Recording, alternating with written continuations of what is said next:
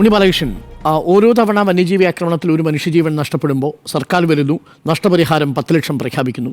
കുറച്ചുകൂടി സമ്മർദ്ദവും പ്രതിഷേധവും ഉണ്ടെങ്കിൽ മരിച്ചയാളുടെ വീട്ടുകാർക്കൊരു തൊഴിൽ കൂടി ഉറപ്പുവരുത്തുന്നു.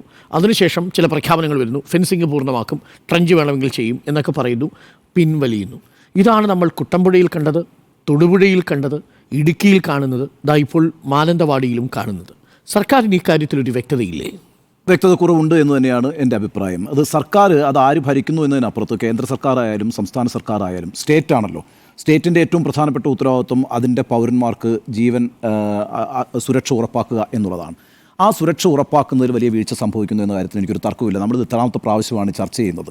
കഴിഞ്ഞ ഒരു വർഷത്തിനിടയിൽ പലതവണ മീറ്റ് ദ എഡിറ്റേഴ്സ് ഈ വന്യജീവി ആക്രമണം ചർച്ച ചെയ്തിട്ടുണ്ട്. ആ രീതിയിലാണ് കാര്യങ്ങൾ കേരളത്തിൽ സംഭവിച്ചുകൊണ്ടിരിക്കുന്നത്. നമുക്കറിയാമല്ലോ, ഇപ്പോൾ നമ്മുടെ സംസ്ഥാനം എന്ന് പറയുന്നത് 38,863 ചതുരശ്ര കിലോമീറ്റർ മാത്രമുള്ള ഒരു ചെറിയ സംസ്ഥാനമാണ്. അതിൻ്റെ 1/3 വനമാണ്, അല്ലേ? 12,000 ചതുരശ്ര കിലോമീറ്ററോളം വനമാണുള്ളത്. അപ്പോൾ സംസ്ഥാന സർക്കാരിൻ്റെ കണക്കനുസരിച്ച് തന്നെ ഈ കേരളത്തിലെ വനത്തിനകത്ത് ഏതാണ്ട് 1 ലക്ഷത്തോളം ആദിവാസികൾ താമസിക്കുന്നുണ്ട്. വനത്തിനുള്ളിൽ താമസിക്കുന്നുണ്ട് 1 ലക്ഷത്തോളം ആദിവാസികൾ. ഏതാണ്ട് 5 ലക്ഷത്തോളം നോൺ ട്രൈബ്സ് വനത്തിനുള്ളിൽ താമസിക്കുന്നുണ്ട്. അങ്ങനെ 6 ലക്ഷം മനുഷ്യർ വനത്തിനുള്ളിൽ തന്നെ അതിൻ്റെ ആവാസ വ്യവസ്ഥിതിയുമായി പൊരുത്തപ്പെട്ടുകൊണ്ട് ജീവിക്കുന്നുണ്ട്. ഇതുകൂടാതെ 30 ലക്ഷത്തോളം ആളുകൾ വനാശ്രയമായിട്ട് ജീവിക്കുന്നുണ്ട്, വനാശ്രയ ജീവിതം ജീവിക്കുന്നുണ്ട് എന്നാണ് കണക്ക്. അങ്ങനെ നോക്കൂ, 36 ലക്ഷം മനുഷ്യർ ഈ വനത്തോട് ചേർന്നും വനത്തിനുള്ളിലുമായി ജീവിക്കുന്ന ഒരു സംസ്ഥാനമാണ് നമ്മുടേത്.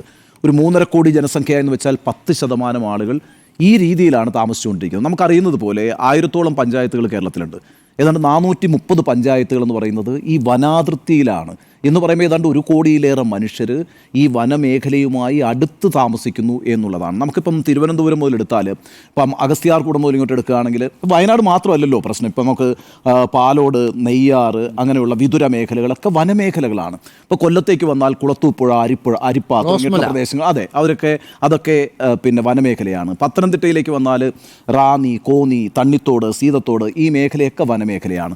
ഇടുക്കിയിൽ നമുക്കറിയുന്നത് പോലെ പൂപ്പാറ മുതൽ പീരുമേട്, ഈ കുമളി, അടിമാലി, മൂന്നാർ ഈ മേഖലകൾ മുഴുവൻ വനമേഖലകളാണ്. ഇവിടെ ഇപ്പോൾ എറണാകുളത്ത് കുട്ടമ്പുഴ, അതുപോലെ തന്നെ കോതമംഗലം ഈ പ്രദേശങ്ങളെല്ലാം വനമേഖലയാണ്. തൃശ്ശൂർ ഇപ്പം വാർത്ത വന്നുകൊണ്ടിരിക്കുന്നത് ആതിരപ്പള്ളി, വാഴച്ചാൽ, അവിടെ ഇപ്പോൾ കഴിഞ്ഞ ദിവസം ഒരു കാട്ടാന ഇറങ്ങിയിട്ട് മയക്കുവെടി വെച്ചിട്ടേ ഉള്ളൂ. അതേപോലെ മലക്കപ്പാറ, ആ പ്രദേശങ്ങളെല്ലാം തന്നെ വന അതിർത്തിയുമായി ബന്ധപ്പെട്ടോ വനപ്രദേശങ്ങളുമാണ് എന്നുള്ളതാണ്.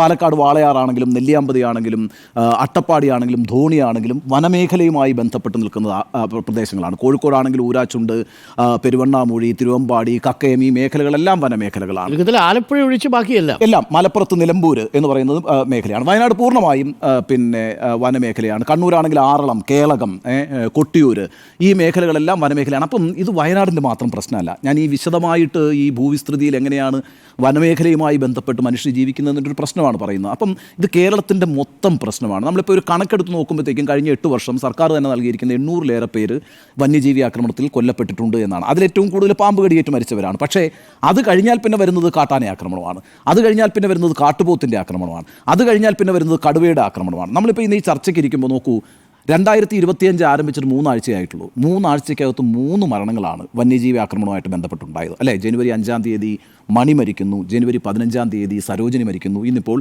രാധ മരിക്കുന്നു. ഇവിടുത്തെ പ്രശ്നം എന്താ? ഇന്നിപ്പോൾ രാധയുടെ മരണത്തിൻ്റെ പ്രത്യേകത എന്താ? കാപ്പിത്തോട്ടത്തിലാണ് ഈ മരണം സംഭവിക്കുന്നത് എന്നുള്ളതാണ്. കാപ്പിത്തോട്ടത്തിലാണ് മരണം സംഭവിച്ചിരിക്കുന്നത്. അപ്പം വനം കയറുകയോ അല്ലെങ്കിൽ വനത്തിനകത്തേക്ക് പ്രവേശിക്കുകയോ ചെയ്തപ്പോൾ മരിക്കുകയല്ല ചെയ്തിരിക്കുന്നത്. അപ്പോൾ ഇവിടെ ഒരു പ്രശ്നം വരുന്നതെന്ന് വെച്ചാൽ ഈ വനവും വനത്തിനകത്തെ ജീവികളും സംരക്ഷിക്കപ്പെടേണ്ടതുണ്ട്, ഒരു തർക്കവും വേണ്ട. അതിനും സർക്കാരിന് ഉത്തരവാദിത്വമുണ്ട്. അതുപോലെ തന്നെ വളരെ പ്രധാനമാണ് വനത്തിനിപ്പുറത്തെ ജനവാസ മേഖലയിലെ മനുഷ്യരുടെ സുരക്ഷിതത്വം ഉറപ്പാക്കുക എന്നുള്ളത്. അപ്പോൾ 2 ഉത്തരവാദിത്തങ്ങൾ സ്റ്റേറ്റിനുണ്ട്. ആ സ്റ്റേറ്റ് അവിടെ ചെയ്യേണ്ട എല്ലാ കാര്യങ്ങളും ചെയ്യുന്നുണ്ടോ എന്നുള്ളതാണ് ഏറ്റവും പ്രധാനപ്പെട്ട പ്രശ്നമെന്ന് പറയുന്നത്. ഇവിടെ ഇപ്പോൾ വളരെ ഗൗരവതരമായിട്ട് ഞാൻ പലരുമായിട്ട് സംസാരിക്കുമ്പം എന്തുകൊണ്ടാണ് കഴിഞ്ഞൊരു 10-15 വർഷമായിട്ട് ഈ രീതിയിൽ വന്യജീവി ആക്രമണങ്ങൾ നമ്മുടെ സംസ്ഥാനത്ത് വർദ്ധിക്കുന്നത് എന്നുള്ളൊരു പ്രശ്നമുണ്ട്. ആ പ്രശ്നത്തിൽ അവർ പറയുന്നത്, പണ്ഡിതന്മാരായിട്ടുള്ള ആളുകൾ പറയുന്നത്, നോക്കൂ, നമ്മുടെ വനത്തിനകത്ത് ഈ ഒരു പ്രത്യേക ഇക്കോ സിസ്റ്റമുണ്ട്, ആ ഒരു ആവാസ വ്യവസ്ഥയുണ്ട്. ഇപ്പം നമ്മുടെ ഈ കഴിഞ്ഞ ദിവസം മരിച്ചു പോയിട്ടുള്ള മണിയുണ്ടല്ലോ, പൂച്ചാക്കൽ മണി എന്ന് പറയുന്നത്. പൂച്ചാക്കൽ മണിയുടെ ഒരു പ്രത്യേകത എന്ന് വെച്ചാൽ ചോലനായ്ക്കർ സമുദായത്തിൽപ്പെട്ട ആളാണ് അയാൾ അവിടെ ഗുഹയ്ക്കകത്ത് ജീവിക്കുന്ന ഒരു മനുഷ്യനാണ്. എത്രയോ കാലമായിട്ട് അവിടെ ജീവിക്കുന്ന ഒരാളാണ്. അപ്പോൾ നിങ്ങളിപ്പോൾ അവിടെ പോയ കരുളായിൽ പോയാൽ നിങ്ങളുടെ ഒരു കോൺടാക്ട് പോയിൻ്റ് ഈ മണിയാണ്. നിങ്ങൾക്ക് അകത്തേക്ക് പോകണമെങ്കിൽ മണി നിങ്ങളെ കൊണ്ടുപോകും. കാരണം അത്രയേറെ മണിക്ക് ആ സ്ഥലവുമായി ഇടപഴകി പരിചയമുണ്ട്.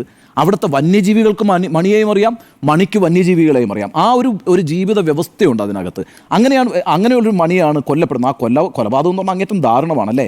6 മനുഷ്യരെ രക്ഷിക്കാൻ വേണ്ടിയിട്ടാണ് മണിയിലേക്ക് ഈ ആനയുടെ ശ്രദ്ധ ആകർഷിച്ചിട്ട് പിന്നെ രക്തസാക്ഷിയാകുന്ന യഥാർത്ഥത്തിൽ. മണിയുടെ ഒരു അമ്മാവനുണ്ടായിരുന്നു, 2022 മരിച്ചുപോയ ആളാണ്, കാട്ടാന ചവിട്ടി കൊന്ന ആളാണ്, കരിമ്പുഴ മാതൻ എന്ന് പറഞ്ഞു. അന്ന് മാധ്യമങ്ങളിലൊക്കെ വലിയ വാർത്തയായിരുന്നു. ആ ചിരി മാഞ്ഞു എന്നൊക്കെ പറഞ്ഞിട്ടാണ് പത്രങ്ങളൊക്കെ വാർത്ത കൊടുത്തിരുന്നത്. 2001 റിപ്പബ്ലിക് ദിന പരേഡിൽ ചോലനായ്ക്കർ വിഭാഗത്തിൽ നിന്ന് അദ്ദേഹത്തിൻ്റെ ഭാര്യയുമാണ് കേരളത്തെ പ്രതിനിധീകരിച്ച് ആ പരേഡിലൊക്കെ പങ്കെടുത്തിട്ടുണ്ട്.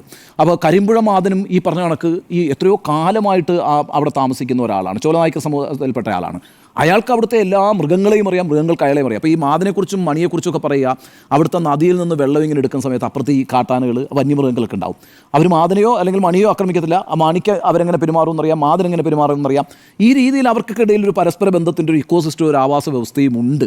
അങ്ങനെയാണ് ആ മനുഷ്യർ അവിടെ ജീവിച്ചുകൊണ്ടിരുന്നത്. മാത്രമല്ല 10 കിലോമീറ്റർ പുറത്തേക്ക് റേഷൻ വാങ്ങിക്കാൻ വരുമ്പോഴാണ് കേട്ടോ മാതൻ ചവിട്ടി കൊല്ലപ്പെടുന്നതെന്ന് പറയുന്നത്. എല്ലാ ബുധനാഴ്ചയും കരിമ്പുഴ മാതൻ അദ്ദേഹത്തിൻ്റെ വീട്ടിൽ നിന്ന് 10 കിലോമീറ്റർ നടന്ന് പുറത്ത് വന്നിട്ടാണ് ഈ റേഷനരിയും പഞ്ചസാരയൊക്കെ വാങ്ങിച്ചിട്ട് തിരിച്ചു പോകുന്നത്. അന്ന് അദ്ദേഹത്തിൻ്റെ ഭാര്യ ഈ പറയുന്ന അസുഖമായിട്ട് കിടക്കാണ്, കരിക്ക എന്നാണ് അവരുടെ പേര്. അപ്പോൾ ഇങ്ങനെയൊക്കെയുള്ള മനുഷ്യർ അവിടുത്തെ മൃഗങ്ങളൊക്കെ ആയിട്ട് ഇണങ്ങി ജീവിക്കുന്ന ഒരു ആവാസ വ്യവസ്ഥിതി ഇല്ലാതായിട്ടുണ്ട് ആ കാടിനുള്ളിൽ. അതെന്തുകൊണ്ടാണ് സംഭവിക്കുന്നത് എന്നുള്ളത് വെച്ചാൽ, നമ്മുടെ സംസ്ഥാനം 2 മറ്റ് സംസ്ഥാനങ്ങളുമായിട്ട് അതിർത്തി പങ്കുവയ്ക്കുന്നുണ്ടല്ലോ, പ്രത്യേകിച്ച് വനാതിർത്തി പങ്കുവയ്ക്കുന്നുണ്ട്. ഒന്ന് കർണാടകവും ഒന്ന് തമിഴ്നാടും. ഇവിടെ നിന്ന് വന്യമൃഗങ്ങൾ വലിയ രീതിയിൽ നമ്മുടെ വനങ്ങളിലേക്ക് കുടിയേറുന്നുണ്ട്. അങ്ങനെ കുടിയേറാനുള്ള ഒരു കാരണമായിട്ട് പറയുന്നത് ഈ ഭാഗങ്ങളിൽ, അതായത് ഈ കർണാടക തമിഴ്നാട് അതിർത്തികളിലേക്കുള്ള വനങ്ങളിൽ വെള്ളം കിട്ടാനില്ല. അപ്പോൾ ഈ ജലദൗർലഭ്യം ഉണ്ടാകുന്ന സമയത്ത് ഇവരെന്ത് ചെയ്യും? ഇവർ മറ്റ് സ്ഥലങ്ങളിലേക്ക് കുടിയേറാൻ തുടങ്ങും. അങ്ങനെ കടന്നു വരുന്ന മൃഗങ്ങളും ഇവിടെ നിലവിലുള്ള മൃഗങ്ങളും ഒക്കെ ചേർന്നിട്ട് ഈ ആവാസ വ്യവസ്ഥ ഭേദിക്കപ്പെട്ടിട്ടുണ്ട്. വേറൊരു തരം ആവാസ വ്യവസ്ഥയിലേക്ക് ഈ വനത്തിലെ അന്തരീക്ഷം മാറുന്നുണ്ട്.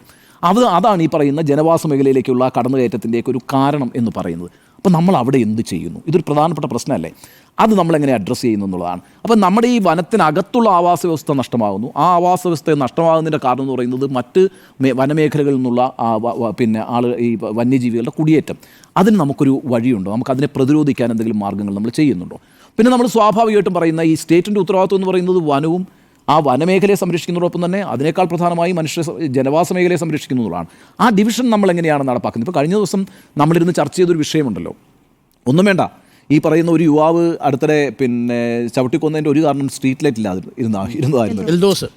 എൽദോസ് മരിക്കുന്നത് വനത്തിനകത്ത് കയറിപ്പോയിട്ടല്ല, ബസ്സിറങ്ങി വീട്ടിലേക്ക് പോകുന്ന സമയത്ത് ഇരുട്ടത്ത് ആന നിൽക്കുന്നത് കാണുന്നില്ല. ആന അപ്പം അങ്ങോട്ട് വന്നു എന്നുള്ളൊരു യാഥാർത്ഥ്യമുണ്ട്. എങ്കിൽ കൂടിയും അവിടെ ഒരു സ്ട്രീറ്റ് ലൈറ്റ് ഉണ്ടായിരുന്നെങ്കിൽ ഒരു ജീവൻ പോവില്ല. ഇതിനൊക്കെ ആരാണ് ഉത്തരവാദികൾ? അപ്പം ഞാൻ പറയുന്നത്, ഇതിനകത്ത് വനനിയമ ഭേദഗതി ചെയ്യണമെങ്കിൽ അത്തരം ഭേദഗതികളിലേക്ക് വളരെ യാഥാർത്ഥ്യബോധത്തോടു കൂടി സർക്കാരുകൾ സഞ്ചരിക്കണ്ടേ?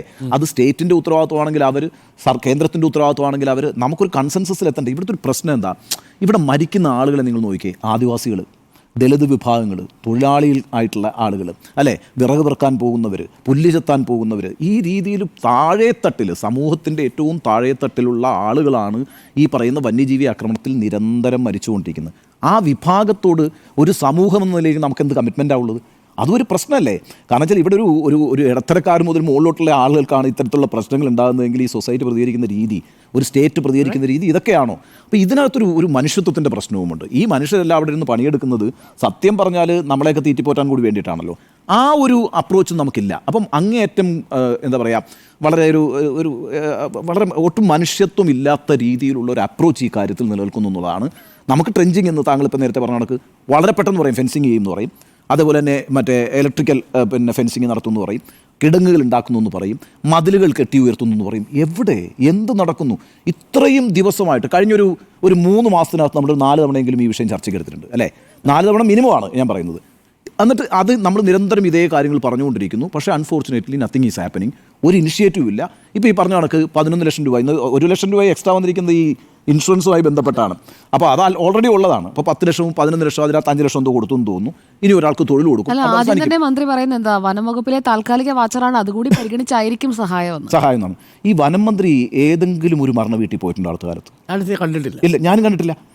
വനം മന്ത്രിയുടെ ഒരു പ്രാഥമികമായ ഉത്തരവാദിത്വം ഇത് ചെയ്യണം, ഈ കാര്യത്തിലൊരു പഠനം നടത്തണം, അതിനകത്ത് ഇനിഷ്യേറ്റീവ് വേണം, അയാളുടെ ഡിപ്പാർട്ട്മെൻറ്റ് നോക്കണം, ആ വകുപ്പ് എങ്ങനെയാണ് ഈ വിഷയങ്ങളെ കൈകാര്യം ചെയ്യുന്നത് വളരെ പ്രധാനമാണ്.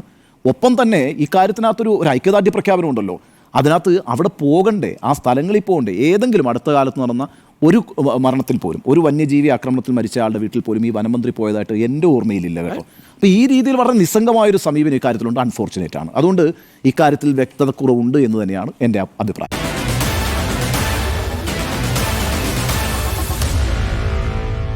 Meet the editors.